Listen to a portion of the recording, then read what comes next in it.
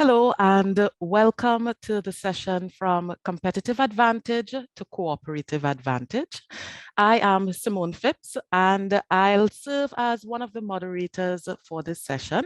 I am an associate professor of management in the School of Business at Middle Georgia State University in the US and an associate research fellow at the University of Cambridge Judge Business School's Center for Social Innovation in the UK. I, as well as Leon Prieto, we are members of the Thinkers 50 Radar class of 2021, as well as co-winners of the Thinkers 50 Breakthrough Idea Award. And I'll pass it on to Leon so he can introduce himself. Everyone, Leon Prieto here, Associate Professor of Management at Clayton State University, also serve as the Director of the Center for Social Innovation and Sustainable Entrepreneurship, as well as an Associate Research Fellow at Cambridge Judge Business School.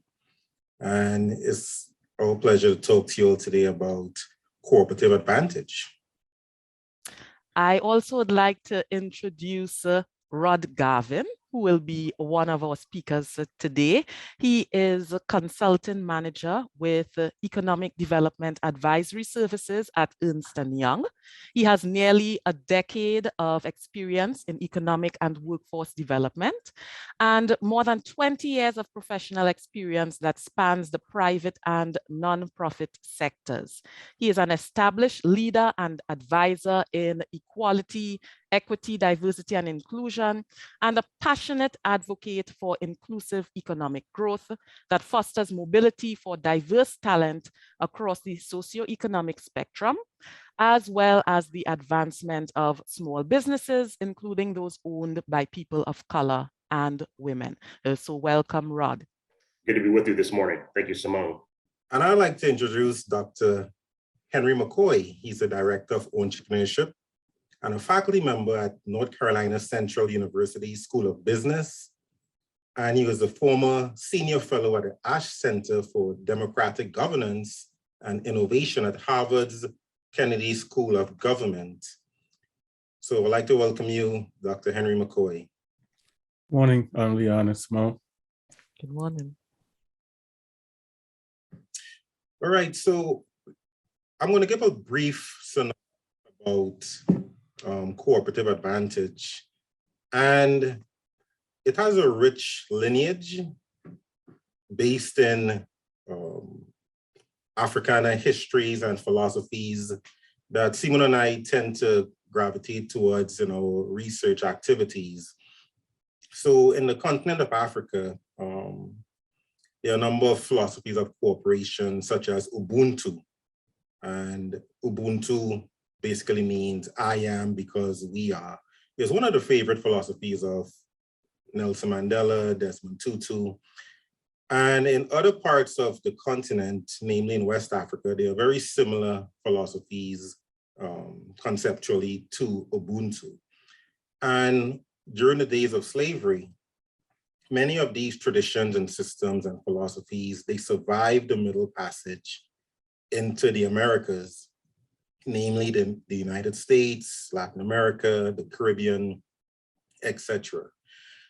So many of the enslaved Africans still practice many of these traditions.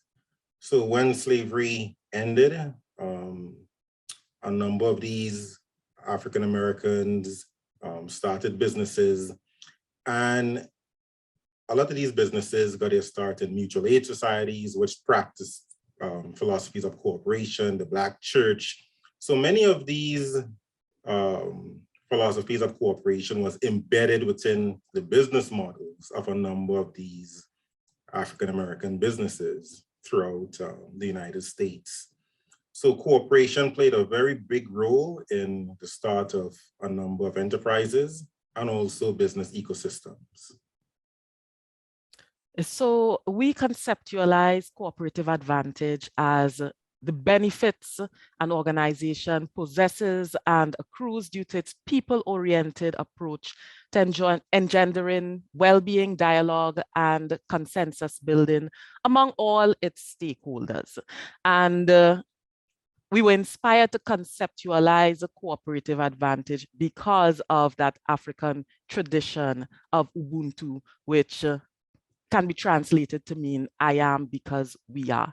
And we envision a number of benefits that organizations can have if they strive to use a cooperative advantage approach, including increased trust and goodwill and support from stakeholders and the community. And we just think that cooperation and striving for that cooperative advantage is going to be a way for businesses and for entrepreneurial ecosystems to thrive in the present and in the future. All right, so we're going to jumpstart things with some questions. And Henry, you know, I've been following your work for a while. And, you know, I'm a big history buff. And, you know, so your work as it relates to, you know, Black business ecosystems, especially as it relates to Durham's Black Wall Street, you know, it's very intriguing to me. So I'd like you to tell us about your work as it relates to business ecosystems, in particular, Black business ecosystems. Yeah, well, again, thank you so much. And I think the framework that you and Simone laid out in terms of this idea of cooperative advantage and how that came across, you know, with the African population really lays the foundation for this. If you look at the creation of Black business ecosystems, which is a key part of my work, what I try to do is to best understand, you know, overall how are ecosystems, how are entrepreneurial ecosystems created.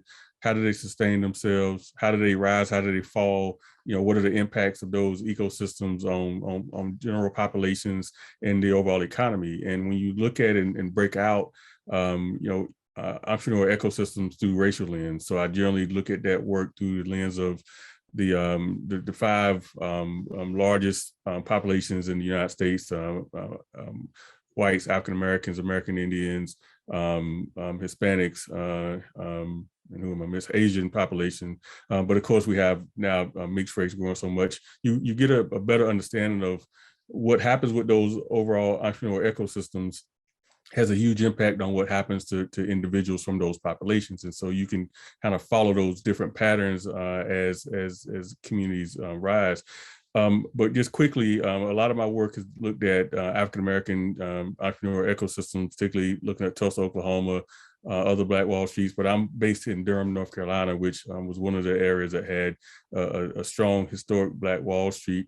And you mentioned the connection to the African populations. Well, actually, the community that is the African-American business district here in the Durham community has been called the Haiti community. And Haiti took its name from Haiti, and it gives you some sense of just the kind of aspirations that community had.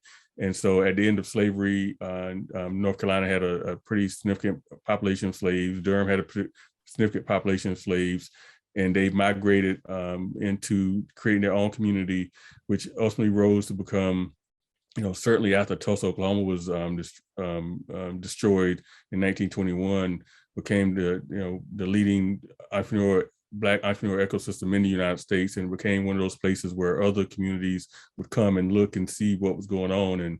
And I just say this, and a key part of that was Cooperative Advantage. You all have done great work on looking at North Carolina Mutual Insurance, which was the anchor, and Charles Clinton Spalding, who was North Carolina Mutual, was the anchor institution in the historic Black Wall Street here, and it showed how working together could really create some incredible results for the overall community. Yeah, thanks for that. And I have to make a comment about that very important anchor institution you just mentioned, in North Carolina Mutual Life Insurance Company. And you wrote a very compelling article recently about the end or the demise of the North Carolina Mutual. And I feel, you know, this must be addressed, especially within this this webinar. And can you talk about the importance of the North Carolina Mutual as an important anchor within the Black business ecosystem in Durham, and what does the end of this company means for America in general?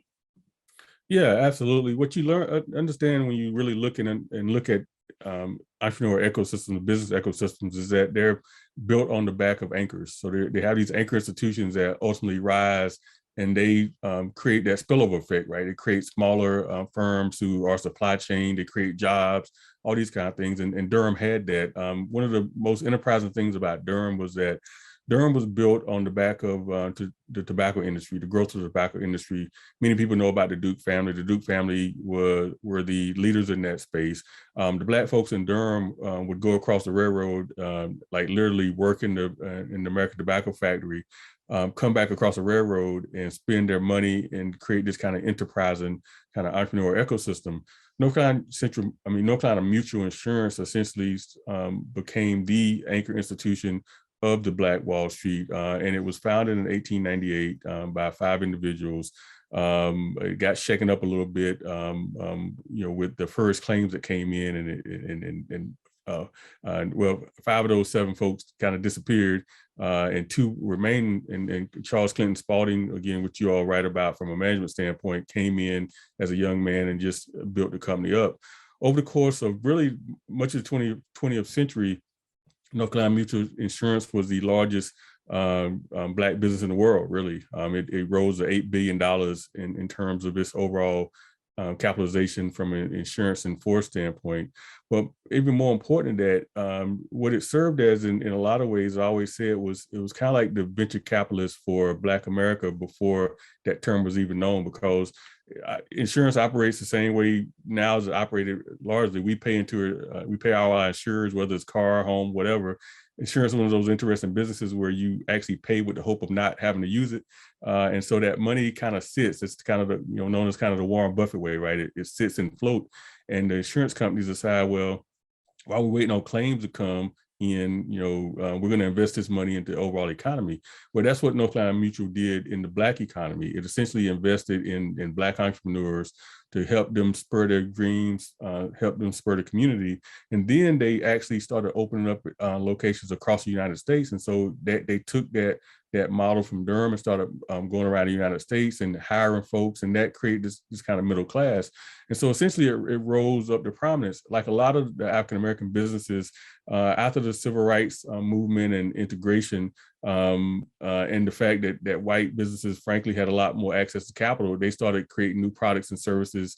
Black consumers started migrating over to some of the white firms. White consumers did not do the same with Black firms. And over the last, at this point, certainly the last 2 or 3 decades, North Carolina Mutual Insurance has seen a significant decline. And so much so that, if you look back to around the turn of the century, around 2000, there were at least 25 Black insurance companies still around. North Carolina Mutual Insurance essentially is the last, and it's at the door now, about to shut down. Been in receivership for the last couple of years. And so it's really an embodiment of not only that company itself, but the overall Black business ecosystem, as kind of the impact of integration and some other things on how our Black institutions are faring these days. Thanks for sharing that. Thank you. Rod, clearly you are an expert when it comes to economic development and workforce development. And so I'd like you to tell us a little bit about your economic development work, especially as it relates to existing and emerging ecosystems. Thanks again, Simone, and thanks to Leon as well, the Business Ecosystem Alliance and Thinkers 50 for inviting me.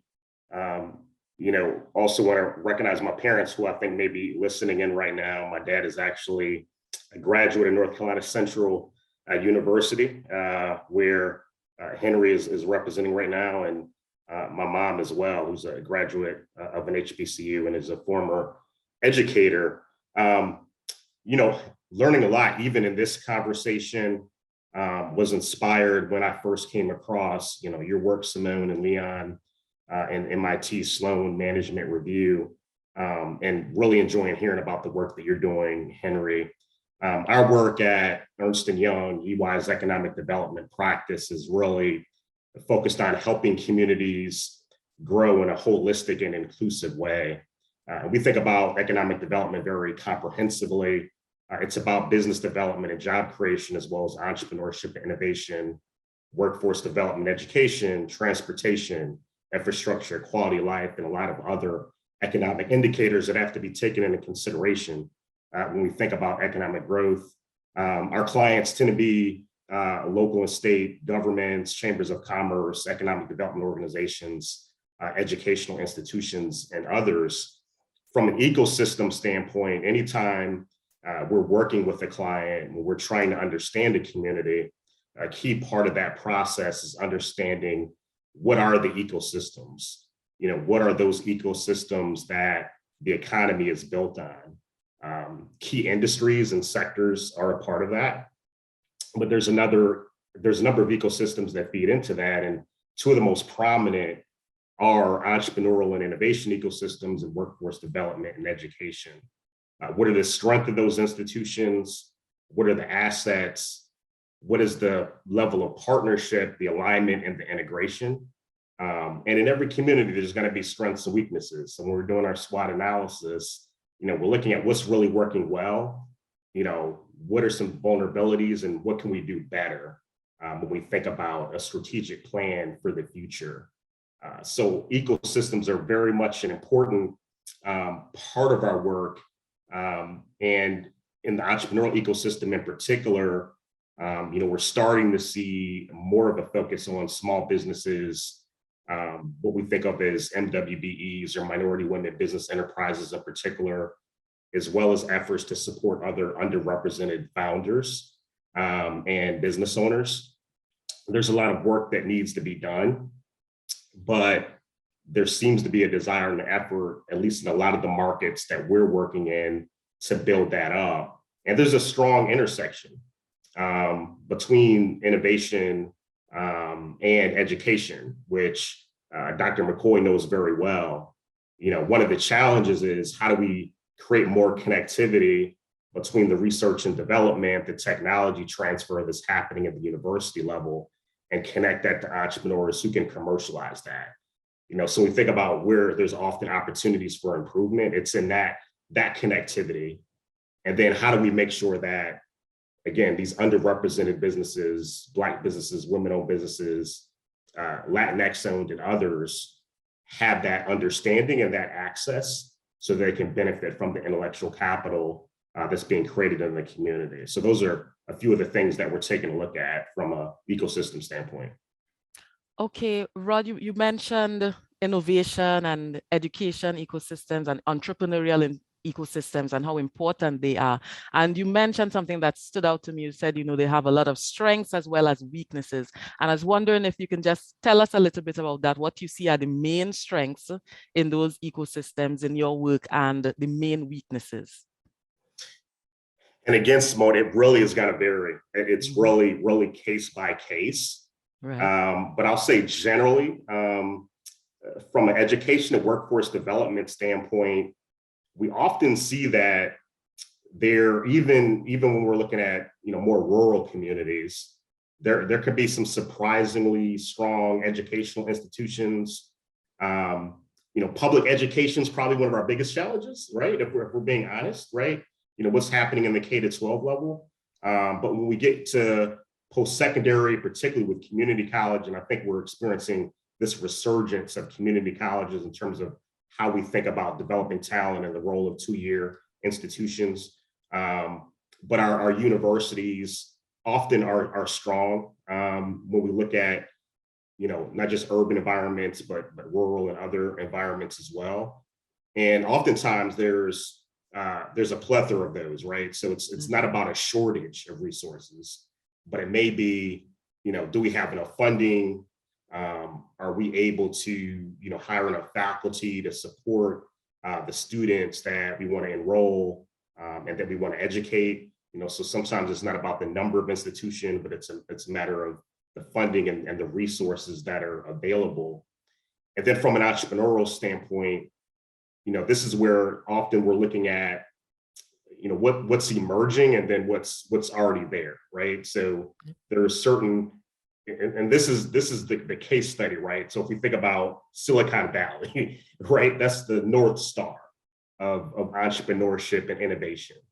They're kind of the poster example of that.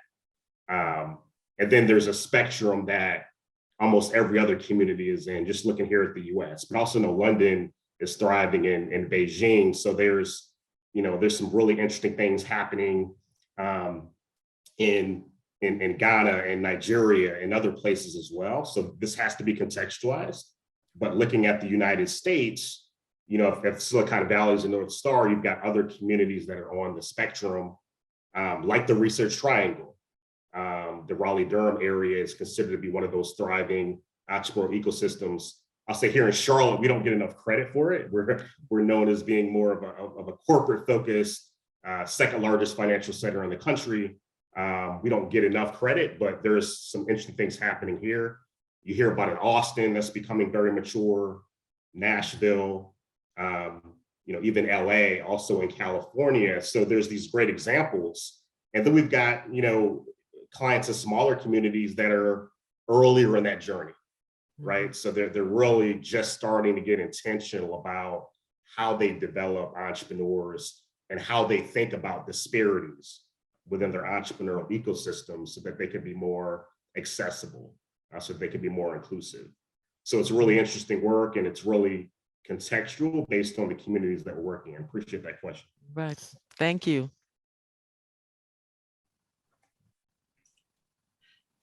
I think we have a question from Eugenio da Silva Neto.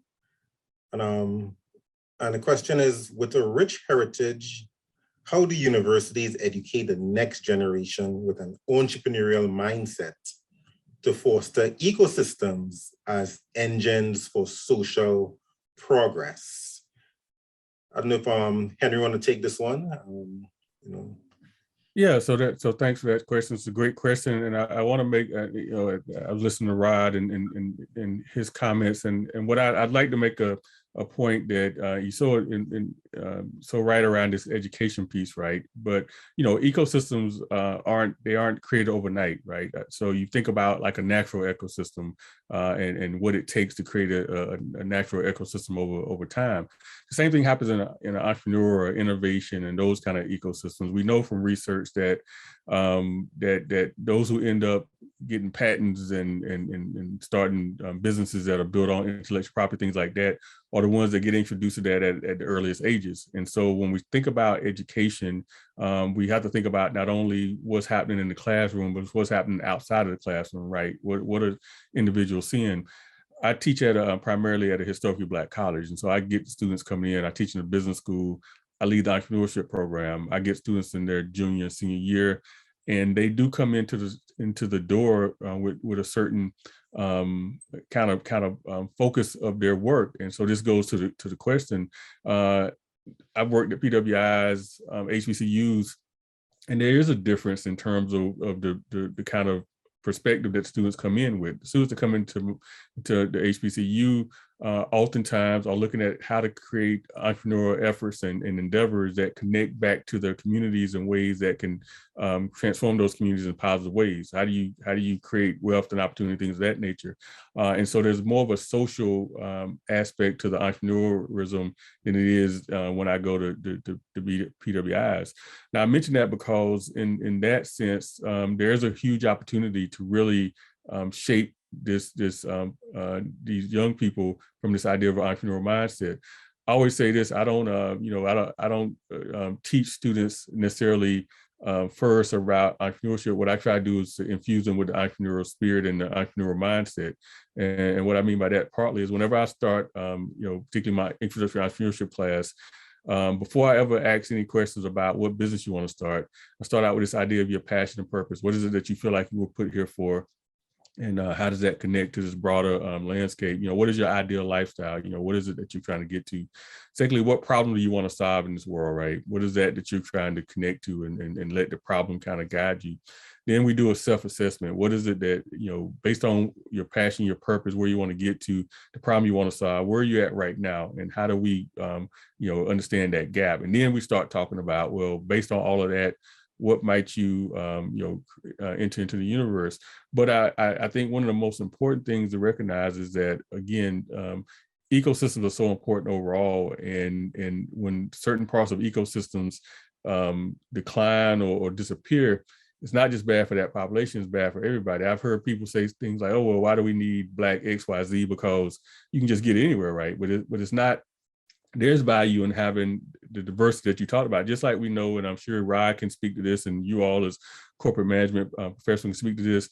We know that diversity increases profits and success, right, in corporations. And so diverse mindsets help you reach bigger markets. But the same thing goes on with ecosystems, right? A diverse ecosystem actually helps to rise to a much bigger and higher level of output. And so we can't overlook the fact that all our ecosystems aren't operating the same way. And I guess I can kind of summarize it from this standpoint.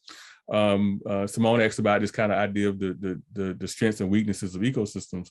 What I do know is in looking at research across the United States and beyond, and this won't be surprising to anybody, I did an analysis, a report a couple of years ago through my work at Harvard on 21 cities across the United States, and I looked at them through their entrepreneurial ecosystems. And these are some of the major cities, the LAs and the San Antonios all across the United States. In those 21 cities, I looked at the entrepreneurial ecosystems through the lens of race. To no surprise, I mean, in every one of those communities, the white ecosystem was way at the top from a standpoint of economics. At the very bottom was African Americans or Latinos, depending on where you were, depends on kind of which one's at the bottom. And that's a pattern that we see, everywhere. So when you start talking about this idea of weaknesses, I think that's one of the biggest weaknesses that is so predictable to be able to look in the overall ecosystem and see who's on top and who's on bottom across the landscape, even in places that have majority African American populations. From an economic standpoint, you still have those huge gaps, and unless we start figuring out how do we really close the entrepreneurial ecosystem gap, then the other gaps that we have in society, whether it be education or health or home ownership or all these kind of things, they will not catch up. And so I think it's important to understand just the value of the entrepreneurial ecosystem, and how do we prepare the generations to come to address those gaps and try to close those racial gulfs that we have. Okay, Rod, generally speaking, do you believe that large corporations can facilitate a cooperative advantage approach to business ecosystems? And if so, what does that look like? That's a great question, Simone. And I just saw a very provocative question in the chat that I want to acknowledge. Someone asked, can entrepreneurial ecosystems perpetuate structural racism? I think we would have to say yes. Mm-hmm. There's no area of society where we don't see systemic bias, not only in terms of race, but in terms of, gender, ability, sexual orientation, and other areas. And that's what drives a lot of the disparities that Dr. McKoy was just talking about, right? So there's inequities everywhere. Sometimes they're geographic, right? So even if you're in an area that's majority white, there's going to be some disparities based on location. Are you in a more urban or suburban environment versus rural? Are you of economically challenged status, versus, individuals who may be more affluent? So depending on the context, there's always going to be some inequity, some disparity that has to be addressed if we truly wanted to develop equitable and inclusive economies where all can benefit, where all can prosper. So, with that being said, first, when I was thinking about this question in terms of the role of large corporations, I would say that from an ecosystem standpoint, the most successful corporations in history, we've got great examples of, some of the Black-owned businesses that were operating in this intentional cooperative advantage model. But all businesses thrive or fail because of ecosystems and their connection to it, their awareness, their understanding of their interdependence. As you all know, our concept of ecosystems really comes out of biology, and how we think about the interdependence of organisms. So corporations have always been dependent on internal partners, what's happening inside their organization with their employees, their human capital, as well as external, whether you're talking about their customers, their suppliers, other stakeholders. What really seems to be changing is how we define ecosystems. That continues to expand, that continues to evolve. So whereas it may have been more narrow, and that we're only concerned with customers and the bottom line, now we're recognizing that there's this interconnection between business and community and society. And we see this with the rise of the ESG movement, environmental, social, and governance, which is really taking this more holistic view of how we do business, of how we operate in society. And even before that, within the past 10 to 15 years, we're hearing language around the triple bottom line, the importance of people, planet, and profit. So from a cooperative advantage standpoint, I'd say, even though that specific term and that specific language may not be adopted, and I think forums like this is like how we get that out there. So, I think a lot of companies may be doing this because these are becoming leading practices, these different elements. We think about, and I like the term spirituality. We often don't think that fits in a business context, but if we distinguish that from religion and just say we're really talking about well-being, right, and wholeness, and how do we derive meaning and fulfillment, as companies, the best companies become more purpose-driven, I think that's very appropriate. And then looking at, how do we elevate the employee voice?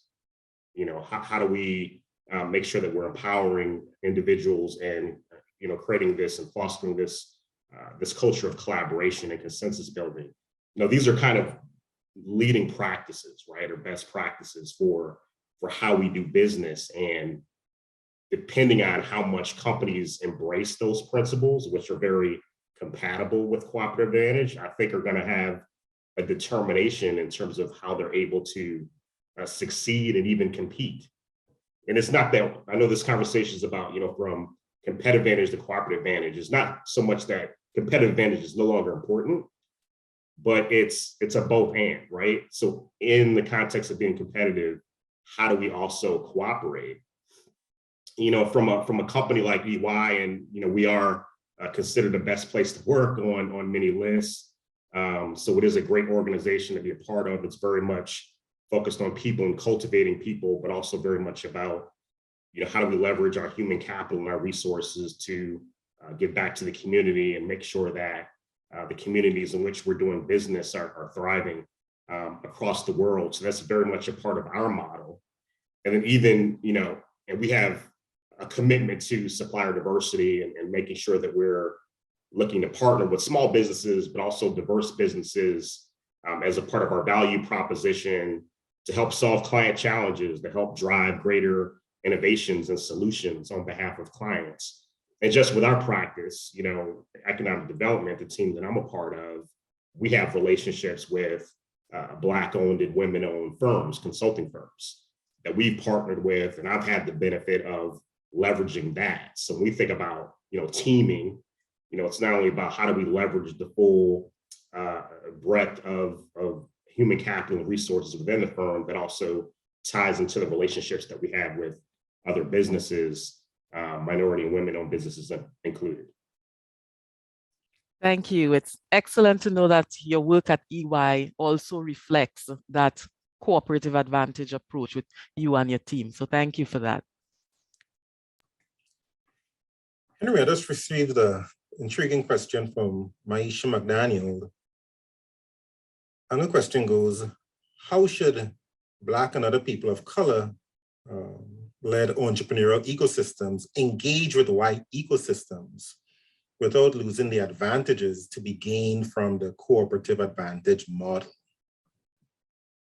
That's a great question. It's a very difficult question, but not one that we haven't grapple with. And so going back to what we know from a historical standpoint here in Durham, this idea of cooperative advantage actually, when you look at some historical aspects, even particularly in African-American communities around the country. So there were a number, if you Google Black Wall Streets, you're gonna come up with a whole lot of different places, because a lot of places had their version of Black Wall Streets. Richmond, Virginia, and LA had their version and things of that nature. And again, there were certain ones that kind of rose up above the just kind of the normal conversation. In Durham, you had this cooperative advantage that was driven really by what a lot of communities were prior to integration, which is that the Black folks, regardless of what your income level was or what your profession was, you all essentially lived in the same neighborhoods. And so what you had was a situation where there was mutual kind of collective ambition per se. So when the doctor or the CEO of the company in the community wanted their kids to have a place to play, then they argue for that, and everybody got a place to play. You see, and that interesting about Durham, for example, Hillside High School, which is one of the historically Black high schools here in Durham. Hillside High School was the first Black high school in North Carolina to have a 12th grade. That sounds pretty weird now, but what essentially was happening during that time period was that many school boards would stop Black education at 9th grade or 10th grade, 11th grade, because many jobs required you to have a 12th grade education. And so they were systematically putting in these barriers to get over. Durham had a unique ecosystem to Misha's question about the way the Black and white folks work together. The Duke family were one of the richest folks, in the United States, and certainly the richest family in Durham. And they actually worked very closely with the Black community through an investment model. And I mentioned investment model because I think it's important to understand that that capital does matter. And so investments came into the Black community from all around. The Black population, the Black wealthy individuals in the Durham area invested in the economic ecosystem. As I mentioned, North Carolina Mutual was a huge investor in the Black economic entrepreneurial ecosystem, but also white Durham, particularly the Duke family. And interesting enough, even a guy named Julian Carr, who was essentially one of the biggest white supremacists around, he was investing for a different reason. He was trying to keep segregation as it was, but he invested a large amount. And so one of the primary ways that we know there's a gap is access to capital. But it's not this overbearing controlling capital, right? It says, hey, here's some money. We want you to operate just like this, like we tell you in order to get this money, as much as say, hey, we're going to trust in your ingenuity, your ingenious, and all those kind of things, and invest along beside you. And I will give you just kind of a quick sense of we no system is perfect. I mean, because as Rod says, all these systems have some aspect of bias. I mean, ecosystems are created from people coming together, and those biases, those people ultimately reproduce themselves, and the whole sometimes is greater than the sum of the parts. And so even as a system grows, it can grow into a really a monumental bias system. But I was talking earlier about innovation and young people. What you recognize, particularly, and hopefully it's changing, but historically, you come across a little Black kid. If that Black kid knows how to dribble a basketball or run a football, they know exactly where they can sell that innovation at on the marketplace, right? There's a whole system for it. There's a whole ecosystem from the time they can walk and dribble to, they get up in college. If that same little Black kid has an idea for, a new patent or a new invention, that ecosystem where they sell that is not so much, they're not so much aware of where that ecosystem exists. So much so that, I teach at a HBCU in a business school, and I lead the entrepreneurship program. I had a misperception when I came into the university that meant that the students would almost in some ways be ahead of the game in terms of understanding that history of these Black ecosystems, right? I mean, and in North Carolina State University is in the heart of what was the historically Black ecosystem, but I learned quick on that wasn't the case, right? And so I had to go back and re-evaluate and redevelop the curriculum to put that history at the beginning, right? To help them understand, this is what existed here. You talk about great companies like Motown and other places like that that really did some incredible work to lay the foundation for where we are today. But I wrap up like this because I think that, capital really is a huge part of this equation. But we look at, when I survey my students and I ask them, I say, hey, here's a group of demographics, the characteristics of entrepreneurs I want you to identify.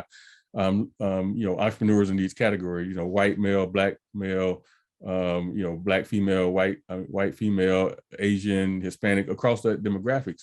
Well, a lot of students have a hard time, and I teach students totally across the spectrum. In terms of race, they have hard times identifying Asian entrepreneurs, kind of broadly speaking. They have hard times identifying, many other entrepreneurs. They, with Hispanic entrepreneurs, they may identify, say Jennifer Lopez or things like that. But they all of them, when it comes to black and white entrepreneurs, they can kind of list folks out. When it comes to white entrepreneurs, particularly white females, it may be Martha Stewart, maybe something like that. With white males, it's always Bill Gates, Steve Jobs, Mark Zuckerberg, Elon Musk. That's always the case. With black folks, it's always black females. It's always Oprah. It's always Beyonce. Black males is Magic Johnson and Puff Daddy and LeBron James, Michael Jordan. And I mention that only because, what we have here is a situation that it looks like for the students that the only way as a black entrepreneur that you can become successful is by going through sports and entertainment. Whereas when you're looking at the white entrepreneurial landscape, it's like, oh, well, that's built around, technology and knowledge and things of that nature.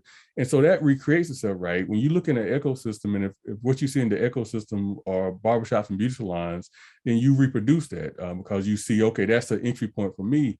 We have to be very, very strategic on how we actually create a much more robust and diverse ecosystem as it relates to businesses, not only in size and type, but we got to grow in scale. And I mention that because I think that becomes a critical aspect of how we need to think about, where do we move as an overall community? And that's going to take everybody. That's going to take everybody investing dollars and time. And certainly from a, you mentioned the kind of the white, black side standpoint, you have to reciprocate from a consumer standpoint. That's essentially with the integration that came about following the civil rights movement. Economic integration ended up going one way. That's money out of the black community into other communities. And so I think that there's a whole lot of work to be done in terms of creating that bridge, but it's worth doing. Powerful point. Thank you.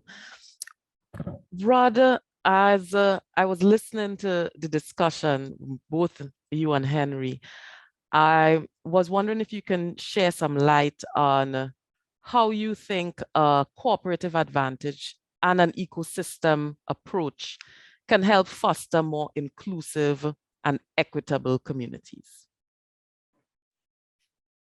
Well, thanks again for the question, Simone. Increasingly, and I referenced this, previously, here in the United States, and I think this trend is being seen in other countries as well. And again, it's going to be related to demographics and the unique dynamics, right? In each country, particularly those that are represented on this call. But in our work, there is this increasing focus on what we think of as diversity, equity, and inclusion. What does that look like inside organizations, and what does that look like in community and the broader society? So in terms of how we do our work, I see a lot of synergy between how we think about that and the cooperative advantage model, particularly when it comes to engaging, diverse stakeholders. How do we establish dialogue, build trust, have respectful conversation, to have tough conversations. As a part of our process, we're doing the research and analysis, that SWOT is a part of that, right? The strengths, weaknesses, opportunities, and threats. But one of the most important components is really getting the voice of the business community, but also other community members. whether it be a part of, education, nonprofit, government, the public sector more broadly.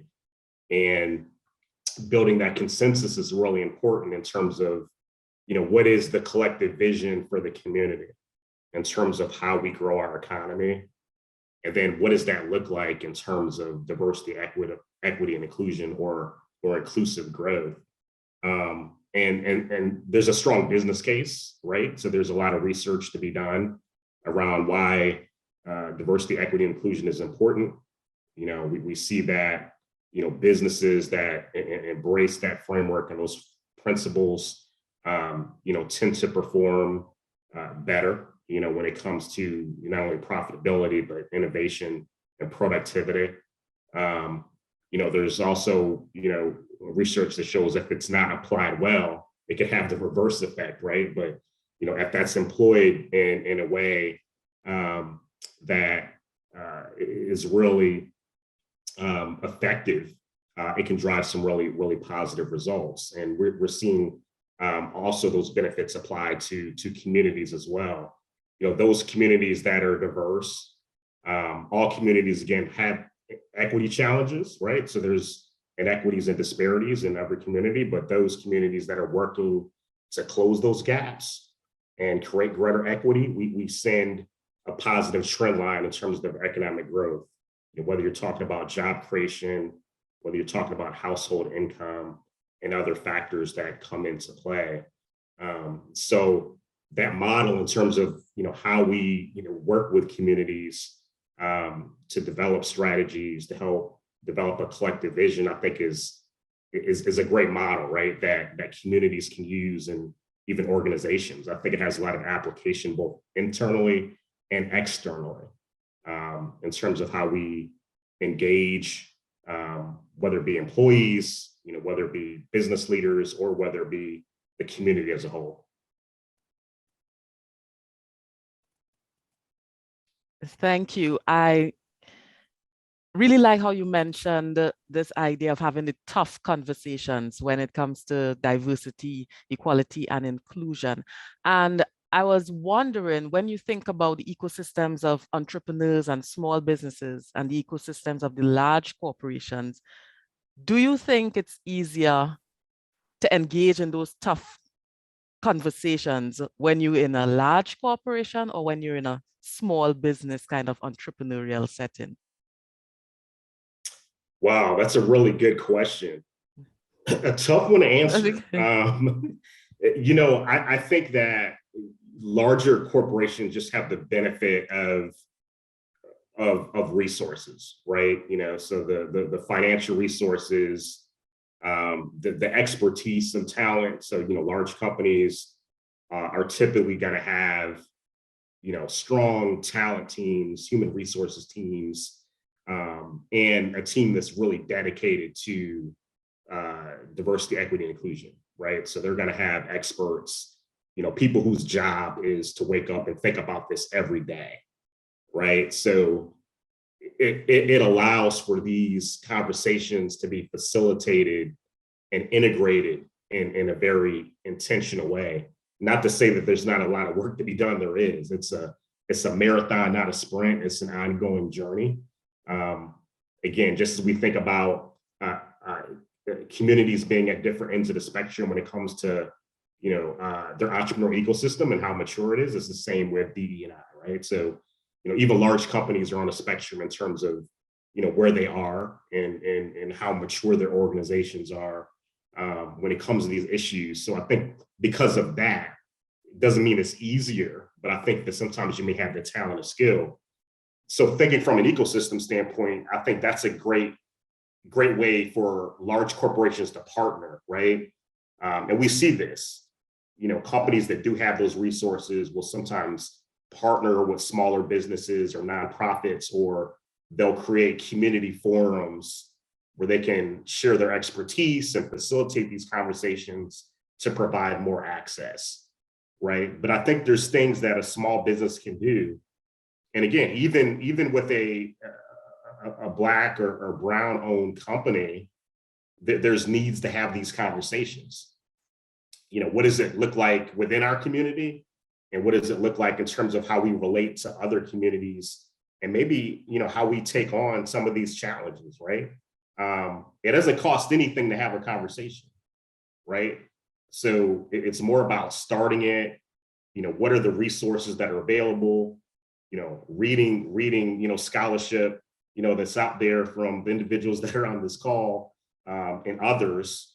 And then, as a part of the supplier diversity, aspect, and I think this is something that's really interesting, that our company does, is we will, and a lot of firms do this, but we'll partner with clients, and this has become more virtual, but previously, we saw this more in terms of live events, but having, these kind of conversations around, it could be leadership and business more broadly, but also sometimes there's these conversations on, how do we create more diverse and inclusive businesses? How do we create more equitable communities? And how do we help our employees get engaged in that?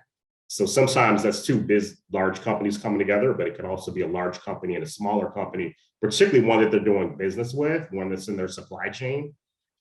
There's examples of that happening, but I think a lot more can be done in that regard.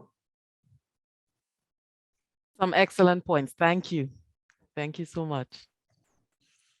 Well, Henry Stewart Craner posed a somewhat related question. He asked whether do entrepreneurs have a better understanding of ecosystems and cooperative advantage than people working in large corporations? I mean, I think a lot of things. I mean, when you're an entrepreneur, you got a lot on your mind on a day-to-day basis, right? Just trying to survive. I always tell my students that again, going back to this idea of the entrepreneurial mindset versus just teaching about entrepreneurship, I tell my students that regardless of whether you ultimately leave out of here and start a business or not, you need the entrepreneurial mindset, because you are in a entrepreneurial world where you have to figure out, if nothing else, you're the CEO of your own self, right? You have a brand. You got to figure out how to compete against others. You got to figure out what your price is and how do you do your own R&D and make yourself better, all these kind of things. So either way, the entrepreneurial mindset is important. But I also tell them that, there's something to be said about letting somebody else get up every day and figure out how to pay the bills, right? As an entrepreneur, I know the pressure that comes with having to, not only pay your mortgage, but you have employees whose mortgages are dependent on you as well. So I mentioned that because I think that I often talk about, the analogy of the balcony and the dance floor, right? With entrepreneurship, where you are, where it's important to have both perspectives. You have to be able to both be on the ground and understand on a day-to-day basis, what do I have to do to survive, to make it to the next day. As we're in the NCAA season now, to survive in advance, right? That's kind of where you are on the floor. But you also need to be able to get some perspective on how do you fit into this overall landscape. Rod mentioned a few times, the supply chain and things of that nature, right? I mean, where do you fit in that overall ecosystem? And so I would say overall, I think that, to Rod's point, I think corporations have a lot more money and resources to think about those things, right? They have a lot more people that wake up every day and they think about where they fit in the overall landscape, and what the ecosystem is around them, what's going on with currency values and inflation and wars in foreign countries. I mean, all those kind of things. They have people that wake up every single day and think about those things and give them forecasts and all those kind of things. Smaller businesses don't necessarily have that. Oftentimes one person wears 10 hats or whatever the case. But I think that perspective is important. And so I think to that end and to the question, certainly we could all be smarter in terms of how ecosystems operate, this whole idea of cooperative advantage. I think certainly when it comes to this equity idea, I mean, diversity, inclusion, and equity are three very different things, right? And I think that it's important to understand that. And equity of those things, in my mind, is about some ownership, some autonomy, things of that nature. We have to be very conscious that we don't let equity be kind of taken and commoditized in the sense of, oh, well, okay, we in entrepreneurship, we always talk about creative destruction and innovation and things of that nature.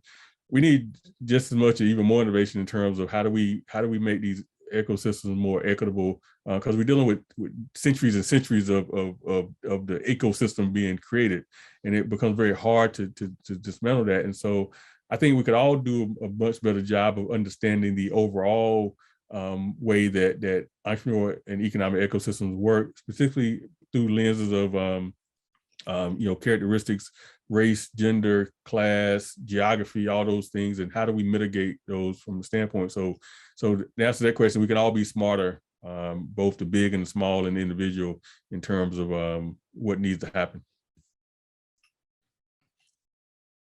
That response. Thank you very much. I did hear that mention of supply chains from both you and Rod, indeed. And I was wondering, how do you think we can work on that? Either of you, either Henry or Rod, how do you think we can work on that more? Because a lot of times when you think of the supply chain, when businesses are conducting business, they don't think about the suppliers who may actually be people who we call marginalized, and so sometimes they are taken advantage of. So how do we get the diversity and the inclusion in there and the equity when it comes to those supply chains more, so that they are treated more fairly? Yeah, another great question. Again, a lot of large corporations, as a part of their DE&I, strategy or framework, will have a supplier diversity component or a diverse sourcing component, but it's hard. It's often hard to move the needle, which is what I think your question alludes to, and it's because some of those programs don't recognize those historic systemic barriers, right, that have an effect on, one, the number of businesses. We are seeing, and I think Henry referenced this, some positive trends in terms of Black women-owned businesses, highest representation of business owners in terms of proportion, right? Fastest owning group of business owners and entrepreneurs being Black women.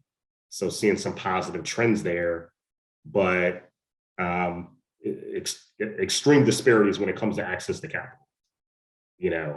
So don't have the same funding opportunities, may not have the same kind of financial stability that puts you in a position.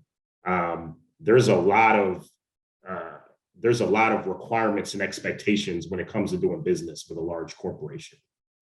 And from what I understand, if you don't have the right infrastructure, the right model, the right support from that business when they're working for you, it can actually crush you and put you out of business. Mm-hmm. So the question becomes, what's the responsibility on the corporate side to make sure that programs are truly accessible and equitable, and that they're providing that support, that they've got people that are dedicated to working with businesses to help make sure that that's a successful partnership, and recognizing that there's got to be some differences, often based on larger historic and systemic factors that may cause certain businesses to be at a different place and to perform differently than others. So again, there's some companies that are more developed in this regard, but it's a common challenge. Mm-hmm. It's a common challenge across corporate America. It's one of the areas where we have some of the most work to do. I think, in this, current environment, in the past, 2 years, we had, what's been called the racial reckoning that, came after the death of George Floyd. Not only kind of looking at, how we hire people, develop and promote leaders of color has been important, but then how do we work with Black-owned businesses in particular, but also, again, other diverse businesses has been important. But, we got to continue to not only say the right things, but do the right things. Okay. And I think that's the moment we're at right now, right? We're at that moment where are we really got to match our rhetoric with reality in terms of what we do, not just now, but into the future.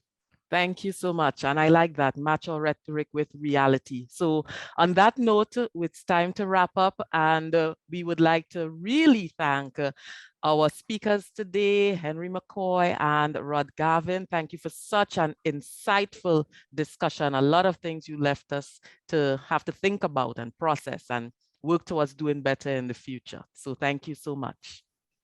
Thank you.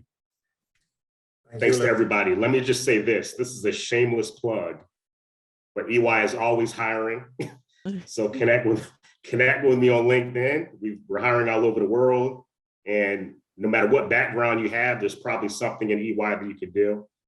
So please reach out. Somebody also asked about what we're doing in Africa and perhaps other parts of the world. Our team historically has been very domestically focused in the US, but we're very open to working in other countries. So, if you represent a government organization, an economic development organization, or are connected to one, please reach out on that as well.